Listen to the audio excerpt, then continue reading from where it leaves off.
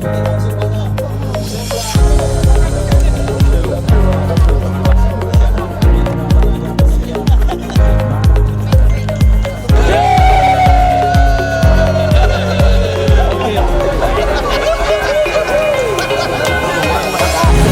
ucapkan selamat kepada tim Sekretariat Kota Banda Aceh yang hari ini juga menang 2-0 dengan PDAM dan sudah bisa mempertahankan juara yang ketiga kali.